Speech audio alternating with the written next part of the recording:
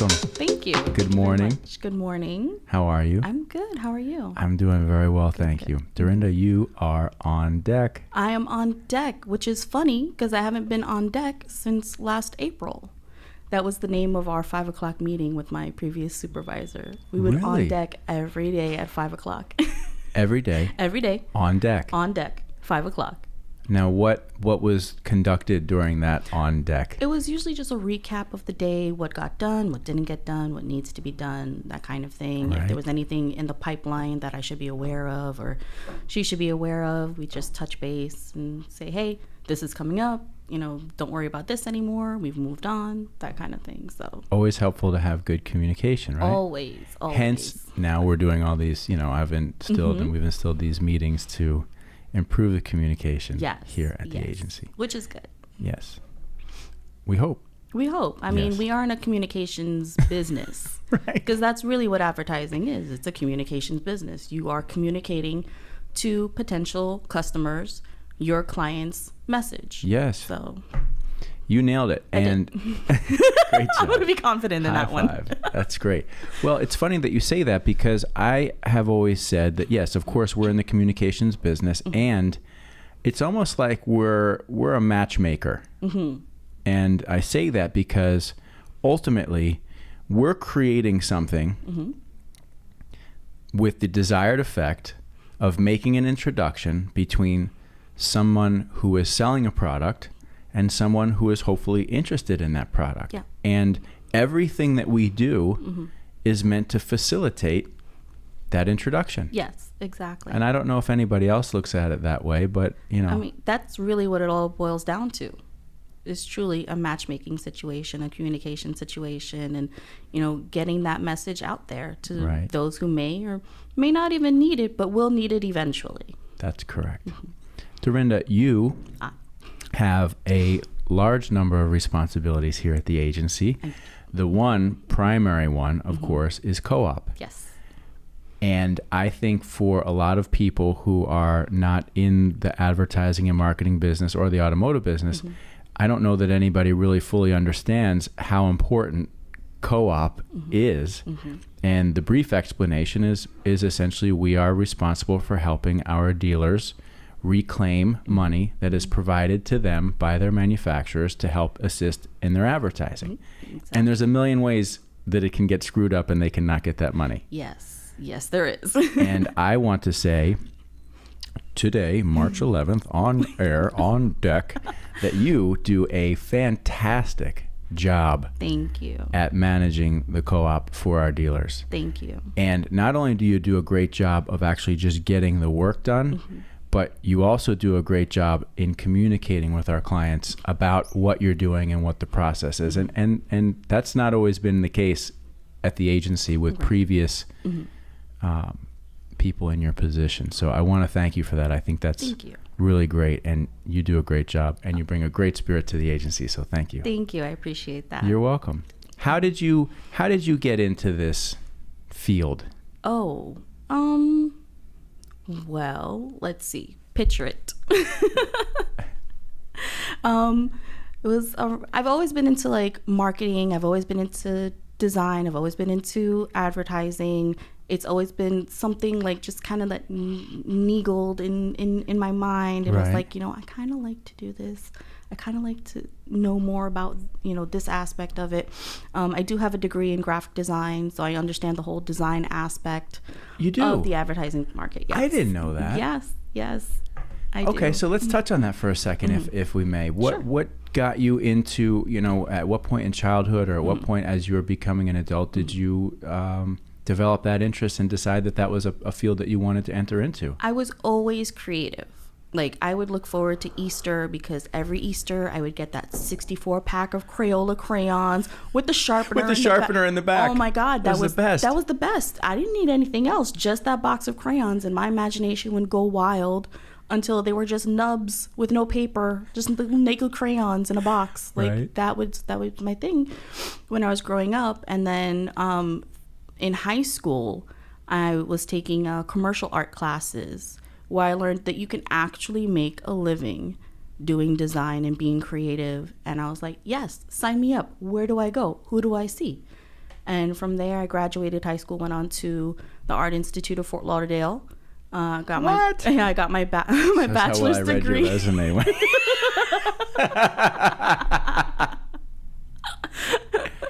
Yeah, so I got my bachelor's. I did that for a while.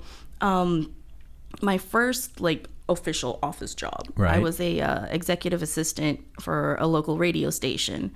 And it's funny because I'm thinking, oh, I need to use all these programs and I'm going to, do this design and these are going to be great proposals. No, they're like, we only use PowerPoint. I'm like, okay, I know how to use like Photoshop and Illustrator and all like the high-end design programs. Right. So like in a weekend, I had to crash course myself on how to use PowerPoint. And I was like, okay, no problem. So next thing I know, I'm banging out proposals and everybody's like, these are fabulous. These are great. Like one of the account executives, she still has copies of the proposals that I have done like way back when I first started my career. And she's like, oh yeah, I show these to everybody. I love these. These are like my babies. Nobody gets these. I'm like, oh, okay, thank you. So unbelievable. At the heart, I was giving some thought. I was watching, and I think I shared it with most everybody, but now I was watching a video over the weekend or just paying attention, like, things to do to be a successful YouTuber, right? Mm-hmm. Now, I'm not trying to be necessarily a successful YouTuber. I mean, this is one thing that we're doing here at the agency to get to know each other better, highlight who we are as a company, et cetera, et cetera. But I was still curious.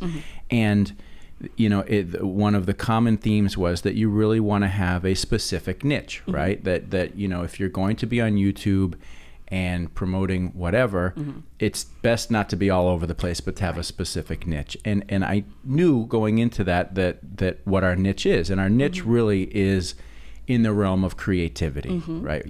Yes, we do digital marketing. Yes, we're a traditional agency as well for the retail automotive business. So we have this specific focus. But if I were to distill down the essence of who we are and what we do, it really is fundamentally about creative and creativity. Yeah. And every one of these conversations that I've had with each one of our crew, there is a common vein of everybody has some point in their life, there was that creative spark that started. And I knew that you were crafty, right? Like I remember in conversations, even in our interview, that you were really into different types of crafts and you like to express yourself that way. But I somehow missed this whole graphic design thing. And I'm sitting here and going, fuck, do we ever in the wrong slot? No, I am so happy in my lane right now. Okay, all right, good. Because at the same time, the excitement that I'm having in these conversations is recognizing these talents and desires in everybody. And because I've placed such an important focus and a refocus on our creative, which is where I feel that we can truly differentiate ourselves, it's so great to hear each one of you, and specifically you, in this conversation, have that creative spark as well too. Thank you. What as you were, well, hang on a second. I just want to touch on one thing. Sure. So let's talk about the 64 box of crayons, right? The 64 pack. Now, I remember getting those as well as a child, and there was sort of like, it was a magical moment, right? Yes. Because you have this fresh box of these beautiful crayons, and you open them up, and every one of them is perfect, right? And that at some point in time, you're going to have to start using them, and that perfect image of the perfect pack is going to diminish, right? So that has to happen, but there's still that moment where you're like, I almost don't even want to use it. Or you sit there and you huff the pack and you get high off that Crayola wax smell. They should make that in a candle. If Crayola's listening, make that in a candle. There you go. That's crafty. Now, when you were a young girl and you were creating and drawing and stuff, what were the types of things that you used to like to draw? Do you remember? Was it anything, or were there specifics? Nothing specific. Rainbows and clouds and things outside. I lived across the street from a park, so there was always like trees involved, and our school building, our church, that kind of thing. But nothing too specific. Just regular kids drawings. Right, but the unlimited beauty of being a child and just creating, right? Yes. Do you feel that as you get older You lose that a little bit? A little bit.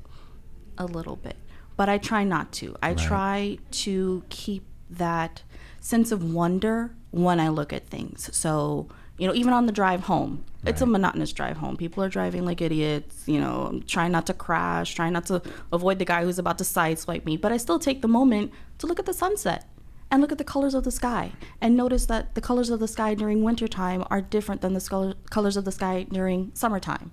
When the sun is setting, there's more reds, whereas in winter there's more blues, that kind of thing. So just that one moment to kind of reconnect with the universe, reconnect with that creativity, notice the colors.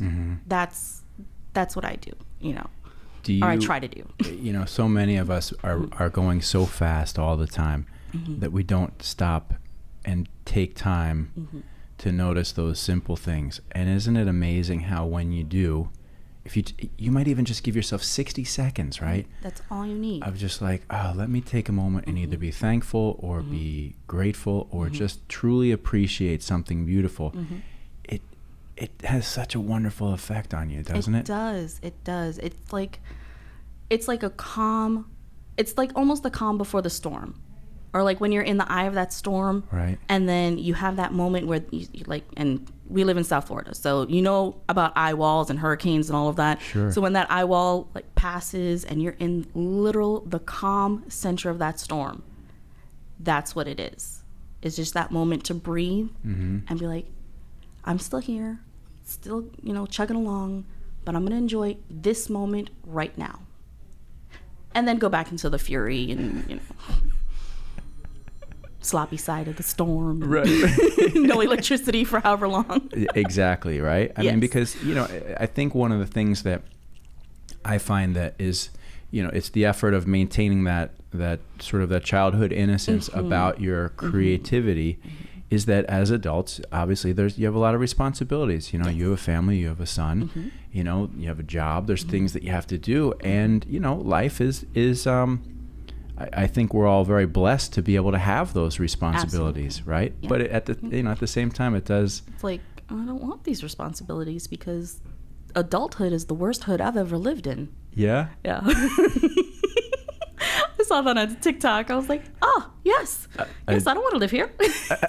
Okay, so if you feel that way, what would you, if there was no limitations and no adulthood responsibilities, right? Who would Darinda be? What would Darinda do on a daily basis? Like, what would, like, if you were free, whatever?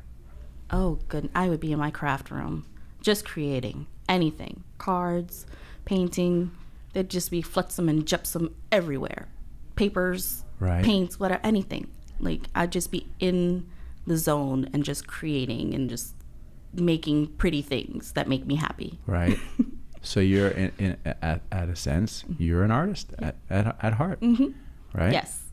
Yes, I'm an artist at heart. That's great. Do you find that does give you a different view on the world? Yes, very much so. Both as an artist and also as a graphic designer, because as a designer, you're a problem solver.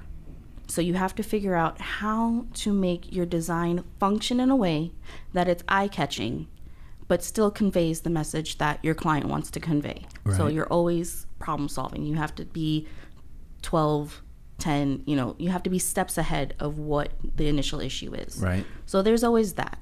And then as far as an artistic eye and that appreciation, it's always just taking that time to understand how things look. Like, how do clouds look? How would I recreate that cloud? How do I recreate the look of a tree? How do I recreate the look of grass? Like, it's always that kind of thing for me. How do I recreate it and make it be real in my eyes? In your eyes. Yes. And are you able to do that with the stuff that you're with your crafts and the things sometimes that you like to work on? Sometimes not, and it doesn't work, and I'm just like, oh, this is garbage, and I'll put it to the side, and then come back 6 months later with fresh eyes, and I'm like, oh, this isn't so bad after all. Well, let's go ahead and work on it and fix it. I've done that many a time. Yeah. I find myself, I have more patience now for that type of thing. Like, I'm a very project-oriented creator. I like to like go crazy focused on something. And I used to, and I still am if I had the time, but I don't feel that I have as much time to do it. You know, I would go 72 hours straight and just blast on something until I was absolutely done with it, because I didn't have the patience to wait to complete it, right? And now I find that there's things that I can work on. I can get it. I can move it forward. It's not done. The truth is, it's irritating the hell out of me that it's not done the way that I want it done right now. But I'm like, oh, no, I'm cool. I'll come back to that. You know, which is how I work around here. Like all these projects that I've been working on, it's just like, I know I can't get them all done at time, and they might not be just right, but that's okay, right? You put a pin in it and you come back. That's right. I'm going to make a crazy segue, pin in it, like pin in a map. Pin it. All right. So you are a fellow New Jerseyan, Jersey girl, right? I am a Hobokenite from Hoboken. I love it. Do you know how many people here are from the Northeast? I do, and what I didn't realize is listening to other podcasts, I'm like, I didn't know they lived in New York. I didn't know they lived up north. So it's very eye-opening, but it kind of makes sense because, you know, you kind of attract, you know, certain vibes and certain mentalities when you're, you know, looking to hire people or just looking for friends. You know, you kind of attract what you put out. So I can see why there would be so many. You nailed it. That's how I feel about it too. I'm like, well, what is, you know, like, what is this? I mean, if you go through almost everybody here, I mean, I'd say 70% of our crew here are from the Northeast, New York, New Jersey area. And I'm always like, God, how did that happen? Right? But True. You're right. It's sort of, you know, I mean, I'm definitely a believer that you draw people in that are... Your vibe is your tribe. You like that one? Holy shit. Really? Yes. That's fantastic. I can't take credit for it. I saw it on Facebook. But thank you for sharing that. I'll never forget that. Your vibe is your tribe. Yeah. Yeah. That is great. Thank you.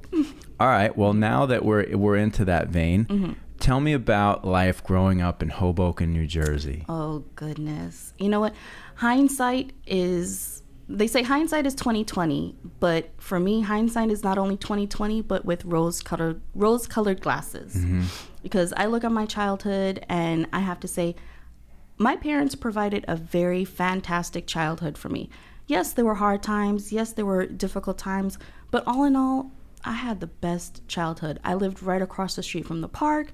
My church was down the block. My school was down the block. The pizza place was like right on the corner. We went to Blimpies to play arcade games and have fun. I mean, the pool area. Like, I remember all the little things, like the sprinklers, going to the YMCA for summer camp. Like, it was just a really great childhood.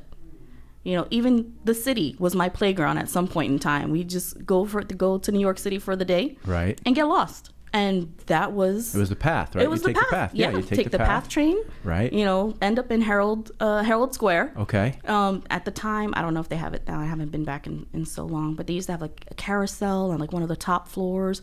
So I go on the carousel, and then they'd have like a magic show, and I was in one of the magic shows at one point in time, and you know, it was a lot of fun, a lot of fun. How lucky are those of us? And I said this on a different show, and I'll say it again though.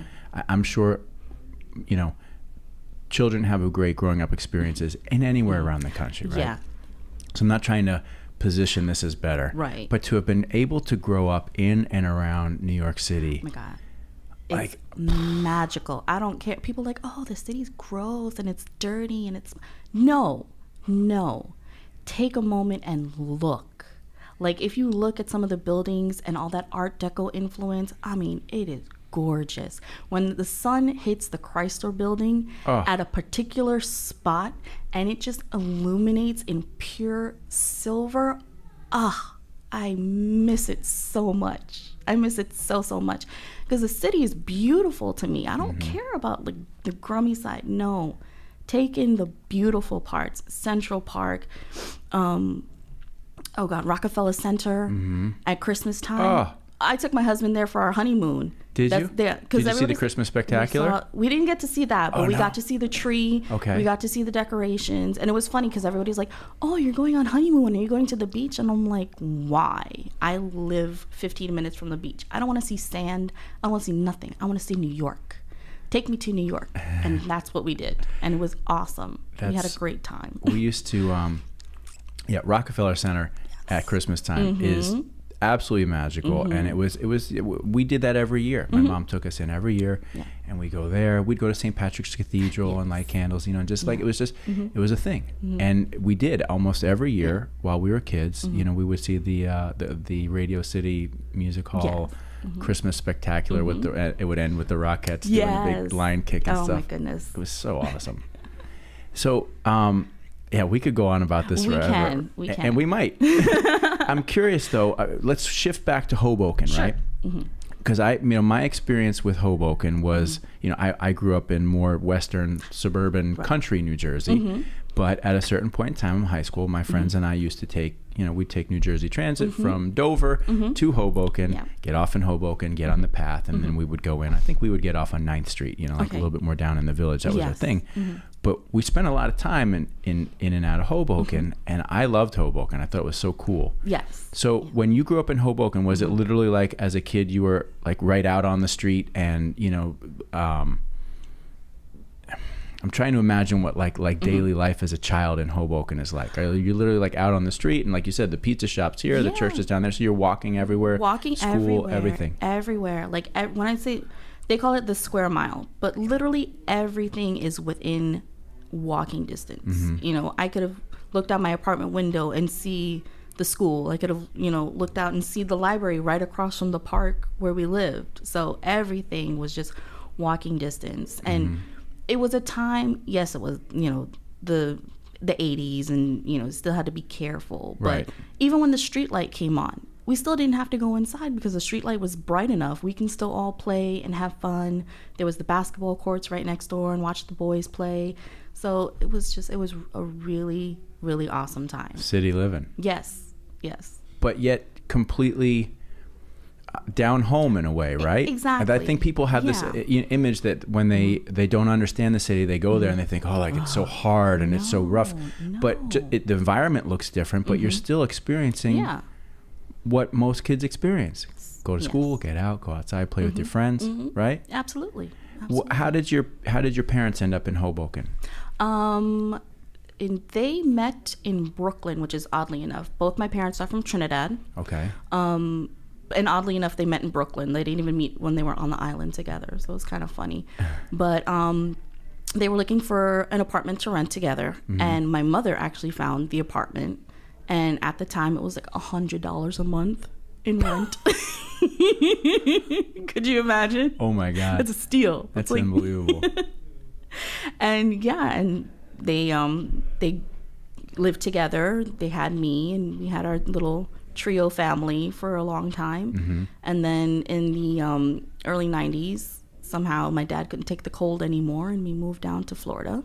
Packed up and moved in a 78 Pontiac Grand Le Mans. All the clothes were like strapped to the top. The dog, oh my God, my poor dog. You know how most dogs are like, oh yeah, I want to hang out my head out the window. No, my dog is like, can we just get this over with? Like, he was buried under the seat, poor dog. Right. But yeah, all of us packed to the gills in this 78 Pontiac, heading down to Miami. How is that? 95. How is that as a, I'm assuming you're a young girl at this time, right? You're leaving this life that you've known, your friends, you're heading off to somewhere where I'm sure in your mind, you're like, oh, it's going to be, a part of you must have been thinking, oh, it's Florida. No, not at all. No, not at all. I'm like, you are taking me away from my friends. I don't want to go. Why can't we stay? I don't want to leave. Yeah, no. Right. I'm still adjusting. I've been here for 30 years. I'm still adjusting. Right, Florida? I mean, I feel like I've been here a long time too, and I'm finally like, yeah, it's okay. It's okay. I like a lot about it. There's still things that I'm like, Yeah. Right? Exactly. And that's how you say it. Like, I can't find a good butcher. I can't find a good delicatessen.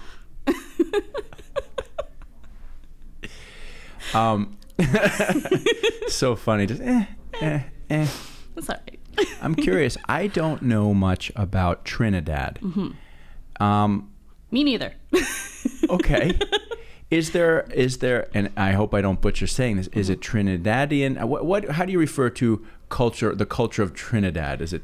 You would call it either West Indian or Indian. Trinidadian culture. Trinidadian culture. Yes. What are some of the staples of West Indian culture? Well, we have And did they influence your family? Oh, most definitely. Right. Most definitely. My dad is of Indian descent. His grandfather came from India. His grandfather came as a indentured servant. Really? From India over to Trinidad to work the plantations. Okay. My mother's side of the family came from Portugal. And when they reached to Trinidad, they opened the first funeral home on the island, which is like that kind of thing. It's very intriguing. Stacking them deep and selling them cheap.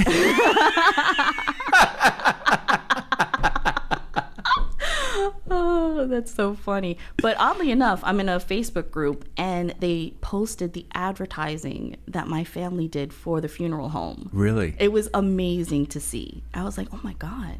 That's like old typeset and stuff like that? Yeah, with the little like carriage that had the coffin in it and everything, the horse-drawn carriage. I'm like, wow. Because you don't think like nowadays it's a modern society. They have cars, they have internet. And right. whatever. But during that time, they didn't have that. Like everything was like the taxis from, according to my dad, were like horse-drawn carriages. And they just started to get cars and that kind of thing. Right. So like last time he went, he had mentioned like a certain area wasn't even developed when he had left the island so long ago. He's like, this was nothing but bush. I'm like, oh, okay. And now it's houses. Ta-da! Right. Progress moves on. Yes. So. But was that culture, were there celebrations or certain foods or things that were part of your family's experience? Yes. Yeah. Definitely Indian, like West Indian food. It's a little different than typical Indian food, right? But still along the same lines. We still have roti, we still have curry. It's just kind of changed a little bit. It's got a little bit of a tropical feel to it? No, a touch in the ingredients? Or no, is it still primarily Indian food? Yeah, it's still primarily Indian food, but it's just like the flavors are a tad bit different because, of course, you have to make do with what you have there. So I guess I feel dumb saying this, but it's like when you talk about the West Indies, right? You're literally talking about a part in the islands that was largely inhabited by people originally from India. Is that? India, Africa, China, Portugal, Europe. So yeah, it's a whole what we call a masala. It's all a mix. Masala. It's all a mix. So yes. I believe I ate some masala the other night. We love Indian food. It's good. My wife turned me on to it, and I got to tell you, I love it. Yeah. I would love to go to India sometime. Me too. Have you ever read the book Shantaram? I have not. No. It's very interesting story. Okay. Yeah. Too long to get into right now, but we'll touch on that next time. Yeah, maybe not maybe next time. I'll give you the book and then we can talk about it. Okay, sounds good. Oh, shipments. Yay. More stuff. There's the UPS guy. So you come down to Florida. Yes, we come down to Florida. And here you are, starting over. And 30 years later, you're still like, yeah. Well, I told you my whole like lotto winning dream. If I win the lotto and it's like a good chunk of money, right? I'm leaving. I'm buying a brownstone in Brooklyn. I'm not coming back. That's all. That's the dream. Right. Is the brownstone in Brooklyn. That would be great. Would you work remotely? Yeah, absolutely. You won't need to if you win the dream. Yeah, I don't think I'll be doing co-op anymore. You know what? Just to keep my mind sharp, yeah, I'll do it. What a great attitude. What a great attitude, Darinda.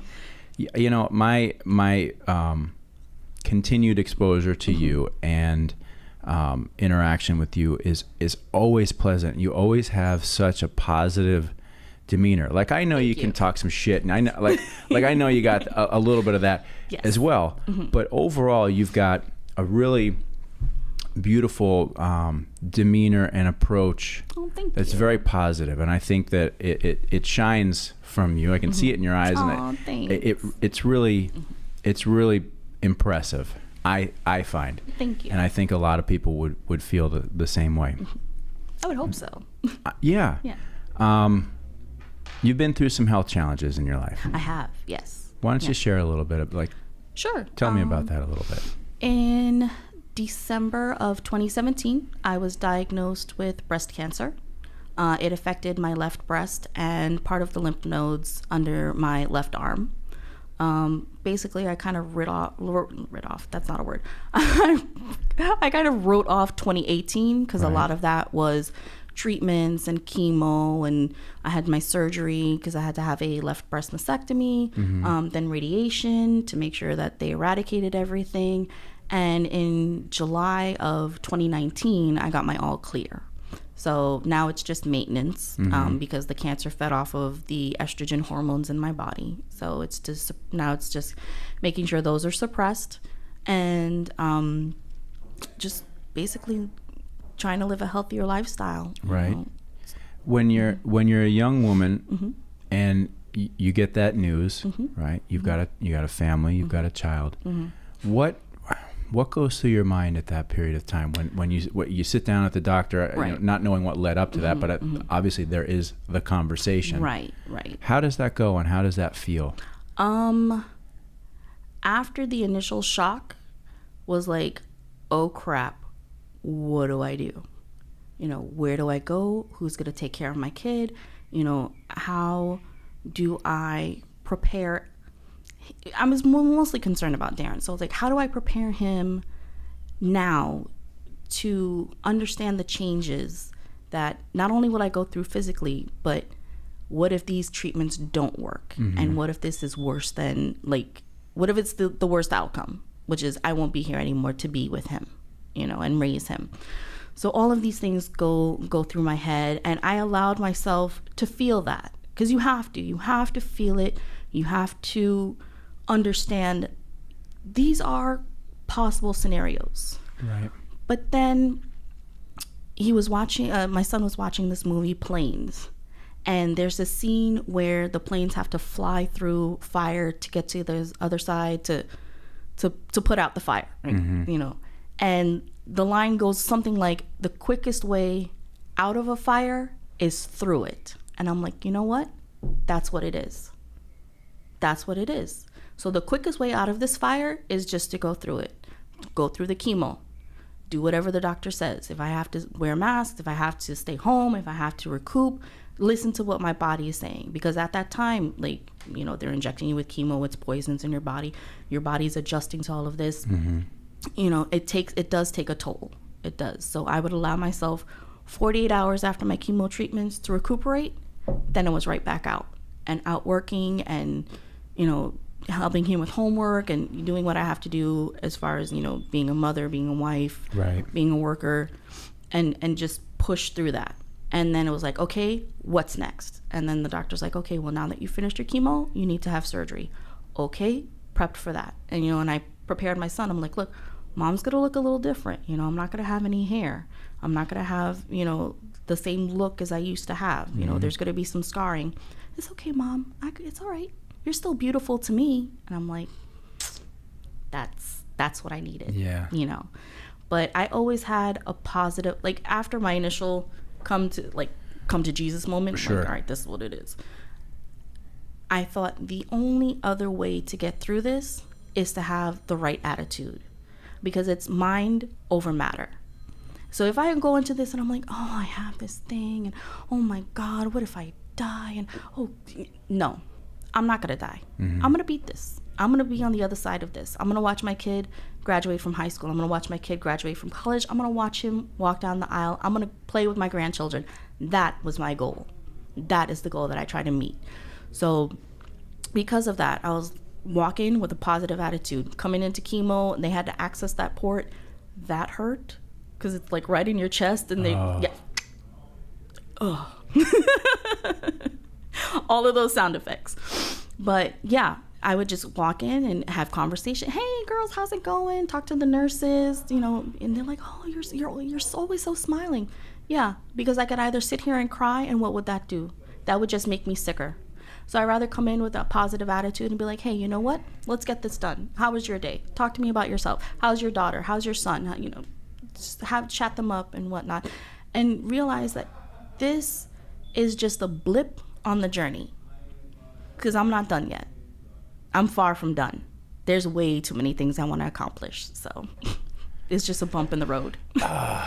So, that's, before we sat down, I asked you if it was okay for us to talk about this. And, I thank you. You're welcome. For being open about it. And that's the reason I asked you, is I wanted to talk about this because I felt in my heart that that's what we were going to hear, right? Yeah. It from the perspective of your positive mental attitude and how you went into this. And I find that, and I think anybody would, incredibly inspiring. Thank you. Because, we all face different challenges on a daily basis. Very few of them life-threatening, right? I mean, I think we all make the problems or things that we face in our lives to be bigger.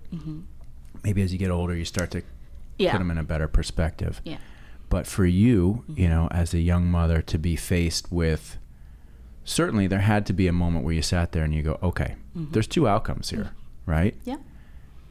And this is the bad outcome is possible, and I need to contemplate that. What does that mean, right?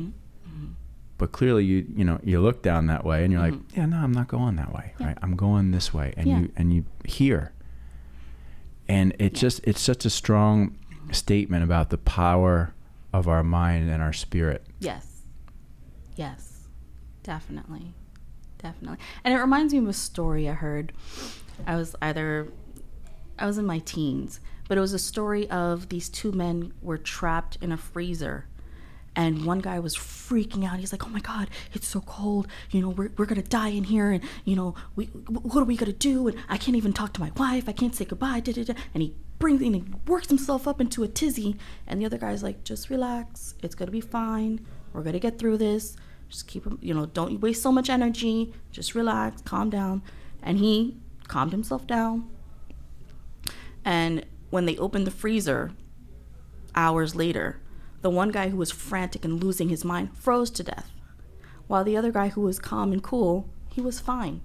Cold, but fine. Because the guy who went crazy he put it all in his mind. So his body reacted to all that energy that he put in and put on himself. And I'm like, no, can't do that.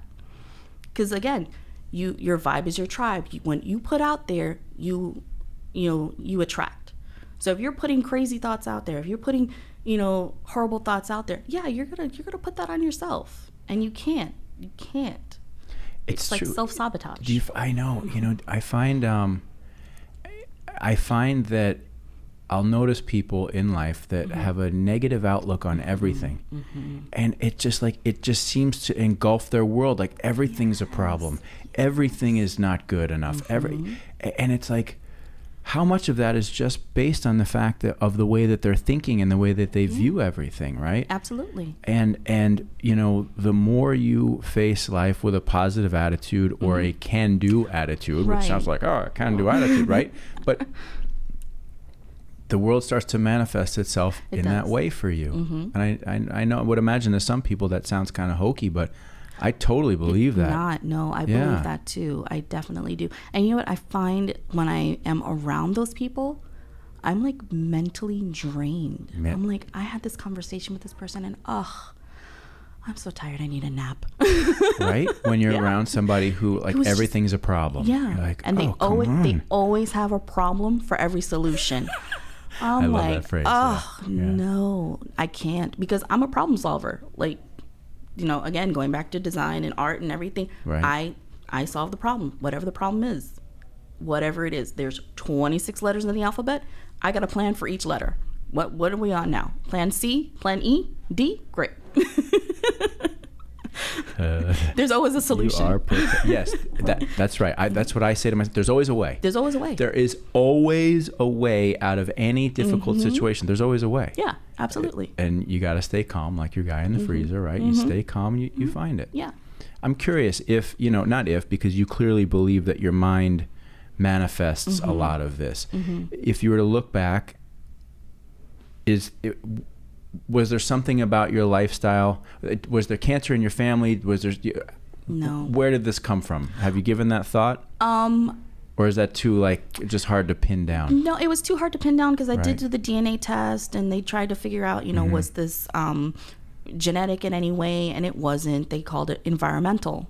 So then I, of course, not only was the positive attitude important, but dark humor is also a part of the healing process. So I'm like, oh, maybe it was the windmill cancer. The what? The windmill cancer. What's that?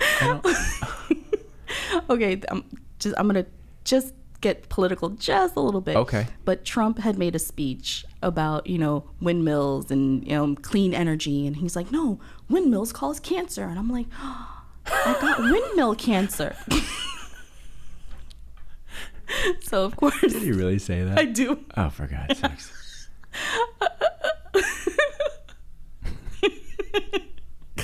Again, positivity and dark humor. Right. Yeah. No, I mean, laughter really does feel good. I'll share it with you later because I can't now. I came across an Instagram feed last night called Crime Faces. Oh my. It's this guy from like Brooklyn or the Bronx or something, and he narrates fight videos, right?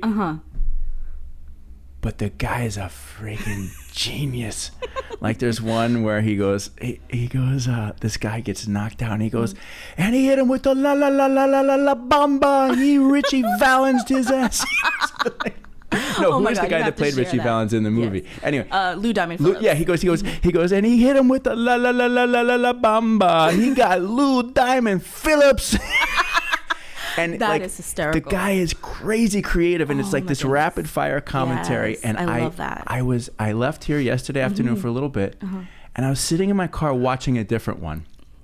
And I was fucking laughing, like crying. Like it was like laughter and crying at the extremes. Like it's basically the same thing, right? Except one is happiness coming out. Right. I was dying laughing, tears running down my face. I was freaking dying.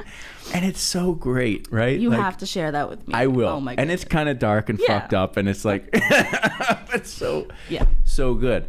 And it gets you through those tough times, right? Of course. I mean, like when I talk to my best friend, she's going through like a rough time too. And, she helped me through my rough time. And it's like, if we didn't have this dark humor between us, I don't think either one of us would be surviving. Like we would not survive. Where would be? We'd be like in the closet, in the corner, crying our eyes out. Like, no. Is dark humor, where does it come from? Like dark humor, like when you're like something's a little fucked up, and you're like, that's you're not supposed funny to say that, right? But you say it anyway, right? Yes, yeah. Like I'm not supposed to say, after chemo, like glow in the dark, but my husband had to sleep with shades on. Right? Right. It's funny. It's funny. It's funny. You gotta be able to laugh at some of the fucked up shit. And especially if it's like a horrible situation. Like cancer's not a joke. No. Who wants that? It's not like, oh yeah, I'll sign up for that. Can I have a bit of cancer? Nobody does that. Right. So when you have it, it's like, all right, well, what am I gonna do? I could either go through it and boo-hoo about it, or I could go through it and be like, you know what? Hey, if I have these markers, in my body and they're made out of metal, if I stand next to the TV, can I get better reception? Does the left one give me like HBO? Because I'd really like to not pay for that. Right. And those were the things I would tell the doctor, and they would just like, wait, what? And I'm like, yeah, because they're like, so you're going to do radiation now, and it's going to be like for about a month, and you have to come in every day, and we're going to, try to eradicate, any living cells or whatnot. I'm like, okay, great. And like, so you might feel the after effects, you might feel tired. I'm like, okay. And like, do you have any questions? Yeah. So will I glow in the dark? What? It was always like, I would always catch them off guard. The world of cancer is so serious, right? It's so damn serious. And it is. It is. Right? I get it. But at the same time, like, my dad passed away of cancer. I don't know if you knew that. Yeah. My mother too. Pancreatic cancer. My mother had colorectal. So yeah. So you've seen it. Yes. You've been through it. We saw it too. And it's, it's not a pretty thing for any. It's terrible. It's a terrible thing. But it can be very... like very, almost drainingly serious from all the doctors and everything. And it's just like, Yeah. And sometimes it's the reaction of those around you. Like, I had a great support system. I have to thank everybody, and I thank them, you know, on my anniversaries and whatnot for all their support and their love and their prayers and everything. That definitely got me through. But then it's like the ones that hear about it and they're like, oh, how are you doing? And it's like, really? I'm good. Right. You know, but you know it's fake. And it's like, I don't need, like, that I don't need. I don't need that. No, you'd rather I'd rather have the you real be like, deal. Yeah. Exactly. Or so I don't give know. you a little shit, you know, like Right? that would, you know, right? Like that would be better than that sort of patronizing. Yeah. Like, how are you doing? I'm fine. You know, whatever. Going through the cancer. Lost my hair. It's all good. Well, you did it. I did it. You did it. It's remarkable.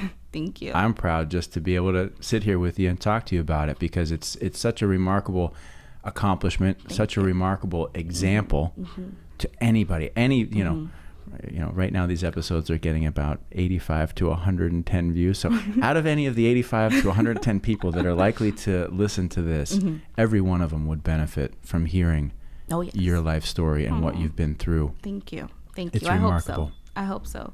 I definitely do like to share the story, if only to let people know you can make it.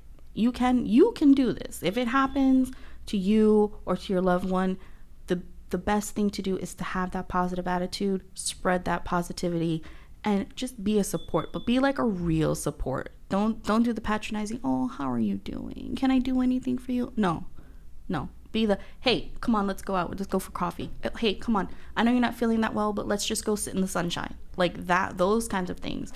You know, cards. Hey, just thinking about you, thought I'd send you this card. It reminded me of you. Like, I would get things like that from family members and from friends. And I was like, oh, wow, they really like me. They're really thinking of me. Like, that meant more than just the patronizing. Right. Yeah. Well, how could they not? Thank you. There's that big smile, that big electric smile. It's so great. Dorinda, thank you so much. I want to end there because it's just such a powerful and positive note to end on. So again, thank you. Congratulations for your success in your positive outlook and what it's helped you accomplish. It's truly remarkable. Thank you very much. Thank you, Chris. I look forward to continuing this conversation. Definitely. On another episode. All right. Sounds great. Cheers. Thank you so much. Great Cheers. job. Thank you. Thank you.